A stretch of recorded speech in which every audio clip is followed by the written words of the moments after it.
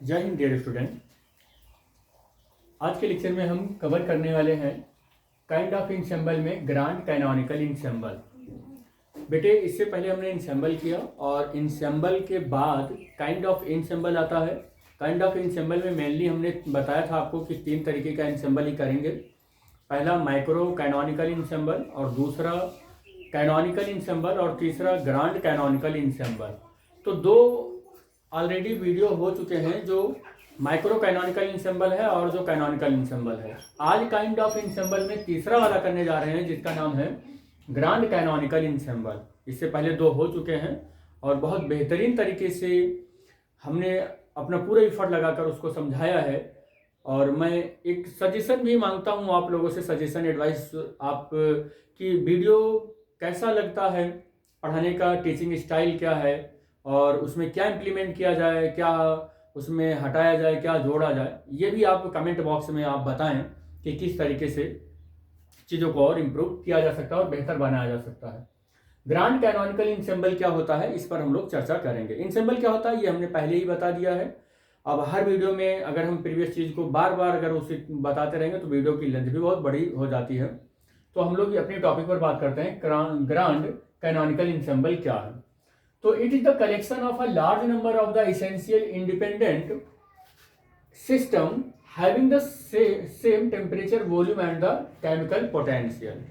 बेटे, हम आपको बता दें, याद दिला दें थोड़ा सा कि इंसेंबल जो होता है वो collection of the large number of the system होता है। और जितने भी लार्ज नंबर ऑफ सिस्टम मिलकर जिस इंसेंबल को बनाते हैं, उस इंसेंबल के लिए 2 रिक्वायरमेंट होती है, जिसको हम माइक्रोस्कोपिकली आइडेंटिकल कहते हैं। पहले रिक्वायरमेंट का नाम है, और दूसरा कहते हैं कि वो जो हमारा सिस्टम है वो म्यूचुअली नॉन इंटरेक्टिंग होना चाहिए, यानी कि एक सिस्टम दूसरे सिस्टम से इंडिपेंडेंट होना चाहिए। तो दो तरीके का ये हमारे पास कह सकते हैं कि कंडीशन होती है किसी इंसेंबल को बनाने के लिए। फिर इंसेंबल 3 तरीके का होता है, जिसमें हम लोग ये बनाने चल रहे हैं, जिसको ग्रांड कैनोनिकल इंसेंबल होता कहते हैं। कह रहा है ग्रांड कैनोनिकल इंसेंबल, या कह सकते हैं कि उस इंसेंबल को मैं यहाँ एक इंसेंबल बना दे रहा हूं। कह रहा है कि उस इंसेंबल को ग्रांड कैनोनिकल इंसेंबल बोल देना आप। उस इंसेंबल को ग्रांड कैनोनिकल इंसेंबल बोल देना आप।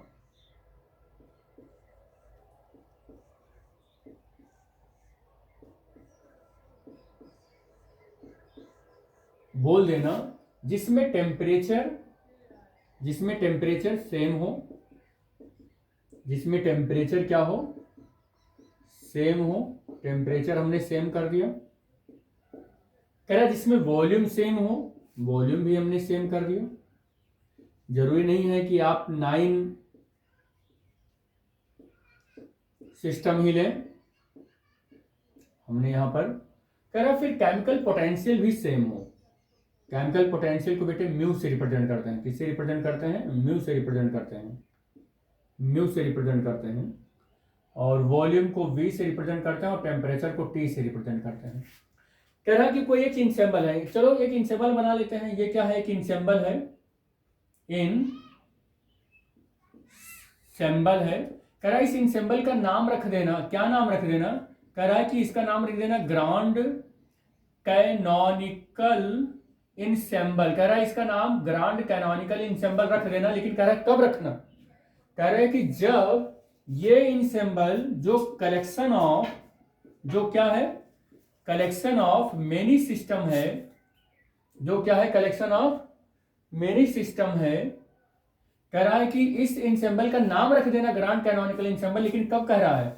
कह रहा है कि तब रख देना जब इसका टेम्परेचर सेम रहे, इसका वॉल्यूम सेम रहे, और केमिकल पोटेंशियल सेम रहे। तो इंसेंबल होता क्या है? Collection of many system, collection of many system. और हमने यहाँ पर जो सिस्टम माना है, ये मैंने माना है कि यहाँ पर 9 सिस्टम है। 1 2 3 4 5 6 7 8 9 सिस्टम है। इन 9 सिस्टम जो इंसेंबल बन रहा है, 9 सिस्टम से मिलकर, कह रहा है कि इस इंसेंबल 9 सिस्टम से मिलकर जो इंसेंबल बन रहा है, कह रहा है इसका नाम रख देना ग्रांड कैनोनिकल इंसेंबल। कह रहा है इसका नाम ग्रांड कैनोनिकल इंसेंबल रख देना, लेकिन तब नाम इसका ये रखना जब इसका टेम्परेचर, हर एक सिस्टम का वॉल्यूम और केमिकल पोटेंशियल, ये सब क्या रहेगा? सेम रहेगा। कह रहा है कि जब ये सब सेम रहेगा तो इसका नाम ग्रांड कैनोनिकल इंसेंबल रख देना। समझ गए ना बात आप कि इंसेंबल क्या होता है, कि इंसेंबल का नाम कह रहा है ग्रांड कैनोनिकल इंसेंबल रख देना, लेकिन कब, जब उसका टेम्परेचर, वॉल्यूम और केमिकल पोटेंशियल क्या रहे, सेम रहे सिस्टम का, तो कह रहा है रख देना।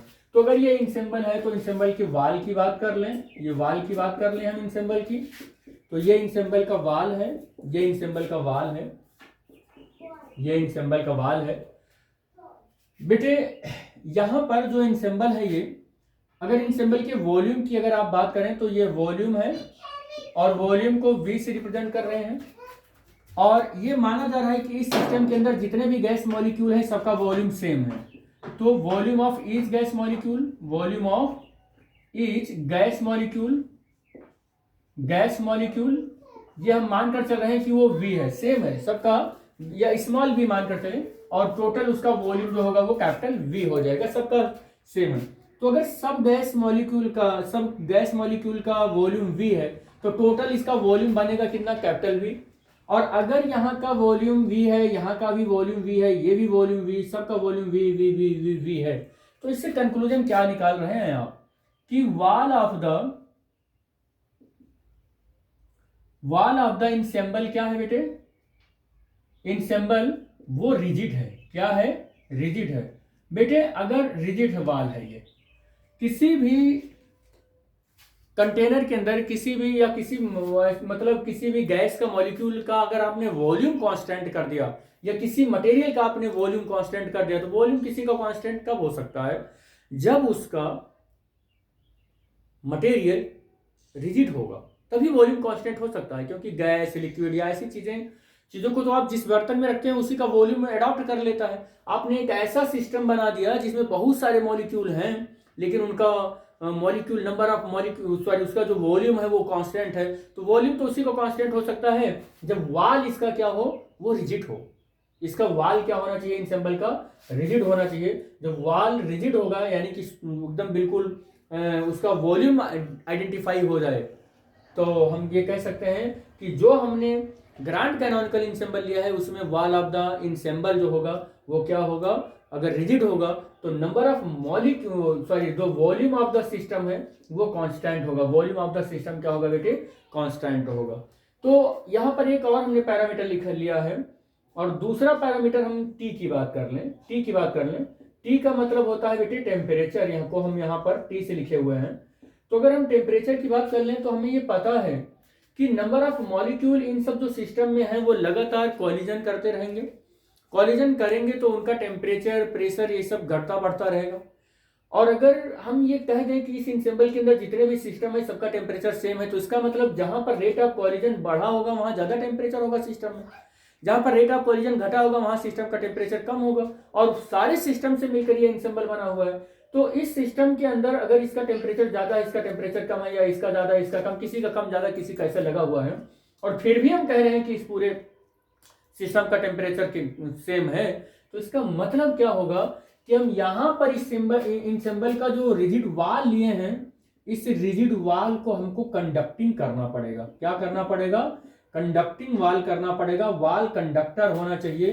तो अगर हमें टेम्परेचर सेम रखा है, हमने टेम्परेचर क्या रखा है, सेम रखा है, तो इसका मतलब ये हो गया कि वाल ऑफ इंसेंबल जो होगा वो कैसा होना चाहिए बेटा, वो हमारा टेम्परेचर के कांस्टेंट होने की वजह से कंडक्टिंग वाल होना चाहिए। क्या होना चाहिए, कंडक्टिंग वाल होना चाहिए, क्योंकि हम हर एक सिस्टम का टेम्परेचर सेम कर रहे हैं बेटे।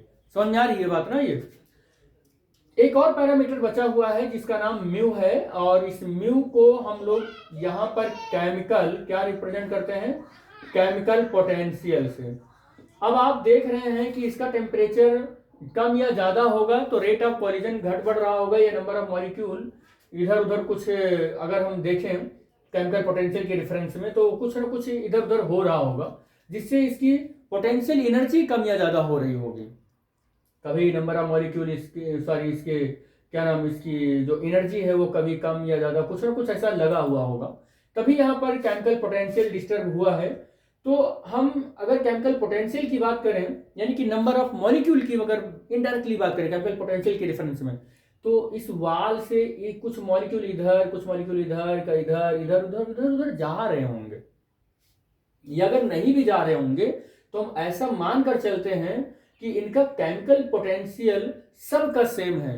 तो वाल तो जरूर इसका कैसा होगा, वॉल ऑफ इनसेंबल कैसा होगा, वॉल ऑफ इनसेंबल परमिएबल होगा। क्या होगा बेटे, परमिएबल होगा, परमिएबल होगा। अभी तक आपने वाल को कैसे पढ़ा था कि इम्परमिएबल, लेकिन पहली बार आप देख रहे हैं कि जब केमिकल पोटेंशियल की बात होती है तो वाल कैसा हो जाता है, इम्परमिएबल हो जाता है। तो ऊपर के ये जितने भी माइक्रो कैनोनिकल इंसेंबल है, कैनोनिकल इंसेंबल है या ग्रांड कैनोनिकल इंसेंबल, इनको पढ़ने के बाद आपको ये दिमाग में कंक्लूजन जरूर चला होगा कि हमारा जो इंसेंबल का वाल होगा उसकी 3 प्रॉपर्टी हो सकती है, या तो रिजिड हो सकता है या नॉन रिजिड हो सकता है, आगे और भी अगर इंसेंबल पढ़ेंगे तो वहां पता चल जाएगा, या फिर इसका क्या बोलते हैं, ये परमिएबल वाल होगा या नॉन परमिएबल वाल होगा, या टेम्परेचर इंसुलेटर वाल होगा या कंडक्टर वाल होगा, या फिर रिजिड वाल होगा या नॉन रिजिड वाल होगा। इससे पता चल जाता है, इस तरीके का आप कंक्लूजन निकाल सकते हैं। लेकिन एक चीज आपको और बता दें कि जब हमने माइक्रो कैनोनिकल इंसेंबल पढ़ा था तो वहां पर हमने जो इंसेंबल लिया था उसकी एनर्जी सेम रखी थी, वॉल्यूम सेम रखा था, नंबर ऑफ पार्टिकल सेम रखा था। जब हमने कैनोनिकल इंसेंबल पढ़ा तो यहां पर हमने टेम्परेचर सेम रखा, वॉल्यूम सेम रखा और नंबर ऑफ मॉलिक्यूल सेम रखा। और इसको हमने कहा कि ये एक तरीके का क्या है,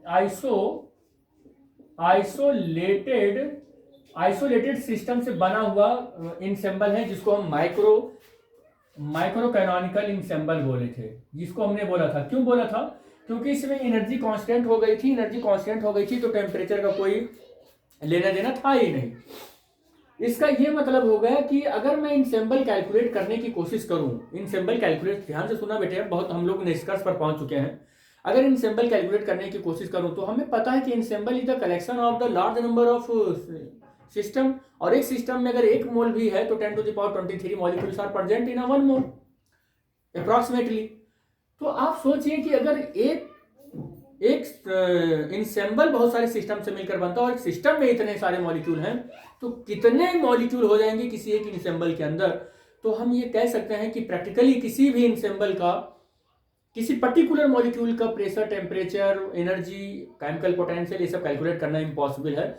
हम जब कभी भी कैलकुलेट करते हैं किसी इंसेंबल की ये सारे पैरामीटर्स, प्रेशर और वॉल्यूम और टेम्परेचर एक्सेट्रा, केमिकल पोटेंशियल, ये सब कैलकुलेट करते हैं तो पूरे के पूरे इंसेंबल का मतलब हो गया कि पूरे के पूरे सिस्टम का कैलकुलेट करते हैं, प्रैक्टिकली इम्पॉसिबल है। और अगर हम मैक्रो इकोनॉमिकल में देखें तो वहां पर एनर्जी का टर्म आता है, टेम्परेचर का टर्म भी नहीं आता है। और हमने कहा कि आइसोलेटेड सिस्टम है, यानी कि टेम्परेचर वहां कांस्टेंट होता है। अगर मैं एक एक पार्टिकल का कैलकुलेट ही नहीं कर पाता हूं कोई पैरामीटर, तो मैं क्या करूंगा, इंसेंबल में इन सारे पैरामीटर को कैलकुलेट करने के लिए एक एवरेज का सहारा लूंगा। तो इंसेंबल को कैलकुलेट करने 2 तरीके से कैलकुलेट कर सकते हैं। एक टाइम कह सकते हैं, एवरेज टाइम कैलकुलेशन हो सकता है, और एक हो सकता है एवरेज इंसेंबल। तो याद रखना, इंसेंबल को कैलकुलेट करने के लिए हम 2 तरीके से हेल्प लेते हैं, एक एवरेज टाइम और दूसरा लेते हैं एवरेज इंसेंबल। तो हम लोग नेक्स्ट टॉपिक में करने वाले हैं कि एवरेज इंसेंबल क्या होता है। और आपको बता दें कि जो माइक्रो कैनोनिकल इंसेंबल होता है इसके लिए एवरेज इंसेंबल नहीं कैलकुलेट होता है। क्यों नहीं कैलकुलेट होता है, क्योंकि इसमें टेम्परेचर का टर्म नहीं आता है और आइसोलेटेड सिस्टम है, ये किसी से कुछ लेता देता है ही नहीं, तो इसका एवरेज क्या निकालें। लेकिन जो हमारा कैनोनिकल और ग्रांड कैनोनिकल इंसेंबल है, इसमें कुछ न कुछ चीज का हेरा फेरी चलता रहता है। तो हम एक मॉलिक्यूल का पर्टिकुलर ना जानकारी लेकर हम उसका क्या करते हैं, एवरेज जानकारी लेते हैं। तो जब कभी भी एवरेज इंसेंबल का कॉन्सेप्ट आता है तो एवरेज इंसेंबल केवल कैनोनिकल इंसेंबल और ग्रांड कैनोनिकल इंसेंबल में ही लगता है, माइक्रो कैनोनिकल इंसेंबल में एवरेज का कॉन्सेप्ट नहीं लगता है। तो ये भी याद रहना चाहिए आपको कि काइंड ऑफ इंसेंबल में हम लोग माइक्रो कैनोनिकल इंसेंबल में एवरेज का कॉन्सेप्ट नहीं लगाते हैं, क्योंकि वो आइसोलेटेड सिस्टम से बना हुआ एक, या आइसोलेटेड कह सकते हैं कि वो इंसेंबल होता है। हम जब कभी भी एवरेज का कॉन्सेप्ट या एवरेज इंसेंबल कैलकुलेट करेंगे तो कैनोनिकल के लिए कैलकुलेट करेंगे और ग्राउंड कैनोनिकल के लिए करेंगे। मैंने बार बार इस बात को इसीलिए रिपीट करके आपको बताया कि दिमाग में एकदम सेट हो जाए, ये फीड हो जाए बेटे आपको। तो आज की वीडियो में बस इतना ही, मिलते हैं नेक्स्ट वीडियो में जिसका नाम है average ensemble. Thanks for watching the video, thank you बेटा।